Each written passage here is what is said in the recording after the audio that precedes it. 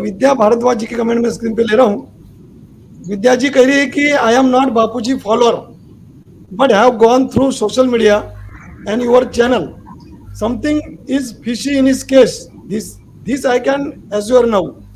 देखिए मतलब विद्या भारद्वाज जी आपको तो बहुत बहुत साधुवाद है। ये बापूजी की फॉलोअर नहीं है, ये कह रही है कि सोशल मीडिया और आपके चैनल से मैं जुड़ी हूँ और मैं आज ये मुझे लगता है और मैं आज कह सकती हूँ कि बापूजी के केस में बहुत बहुत साधुवाद। विद्या जी बहुत बहुत साधुवाद।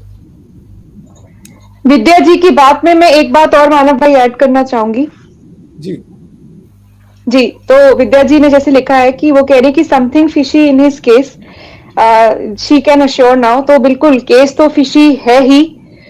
हैरानी कर देने वाली बात जो है, जो जजमेंट है वो भी फिशी है। बिल्कुल। जिन तथ्यों पे अब जैसे अहमदाबाद का जो केस है जिसका जो वर्डिक्ट है वो 30 जनवरी को आया, ठीक है। तो जिन तथ्यों पे अब उसमें बापूजी के साथ ऐसा तथाकथित कहा गया कि बापूजी अगर एक्यूज्ड है तो उनके जो को एक्यूज भी हैं, जो सह गुनाहगार हैं, जिन तथ्यों पे उन को एक्यूज को कोर्ट ने बरी कर दिया है कि ये निर्दोष हैं, उन्हीं तथ्यों को जब हम बापूजी के लिए रखते हैं तो कोर्ट नजरअंदाज कर देती है। कोई भी एविडेंस अप्रिशिएट नहीं करती है। कंप्लेनेंट की स्टेटमेंट, अब जैसे कि ये केस कहता है कि जो तथाकथित जो लड़की है वो ये कहती है कि जो तथाकथित इंसिडेंस है, जो सो कॉल इंसिडेंस है, वो 2001 में हुआ और उसने 12 साल बाद उसकी कंप्लेंट लिखवाई। तो सबसे पहला तो ये 12 साल का गैप ही अपने में बहुत ज्यादा अचंभा देता है कि 12 साल बाद सडनली कोई आउट ऑफ नोवेयर आके कहता है कि मेरे साथ 2001 में ऐसा ऐसा हुआ था। उस डिले को भी कोर्ट में जो है प्रोसिक्यूशन एक्सप्लेन नहीं कर पाया है। और आप सबसे हैरानी वाली बात मानव भाई, सबसे हैरान कर देने वाली बात वो ये है कि 10 साल ट्रायल चला, 10 साल ट्रायल चला। प्रोसिक्यूशन के भी एविडेंस होंगे, डिफेंस के भी एविडेंस होंगे। 10 साल बाद निर्णय आया सिर्फ लड़की की स्टेटमेंट के ऊपर। तो 10 साल तक आप क्या कर रहे थे? बिल्कुल।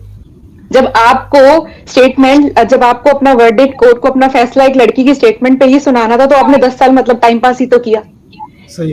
कुछ आप, क्योंकि ये तो वकील भी कह रहे हैं बड़े बड़े आजकल कि ये बोगस केस है और जो एविडेंसेस है उनको अप्रिशिएट ही नहीं किया जा रहा।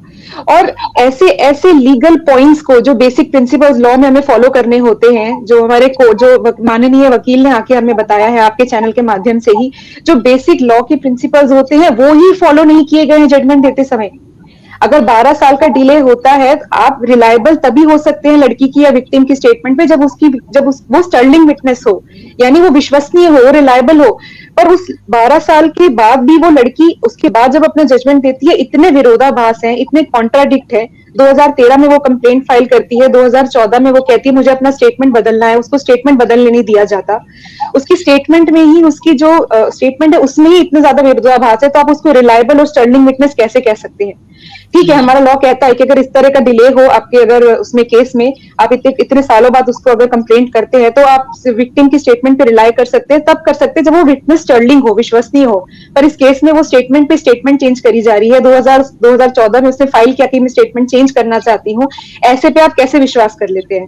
ऐसी विक्टिम पे विश्वास करके जजमेंट दिया गया है। तो विद्या जी, ये केस तो फिशी है ही, और जो कोर्ट ने जजमेंट दिया है वो भी त्रुटियों से भरा पड़ा है, और उसमें भी काफी सारे पॉइंट्स हैं ऐसे जो आपको आश्चर्य कर देंगे। बिल्कुल भी जो आप रिलाई नहीं कर सकते हैं कोर्ट के जजमेंट पे भी।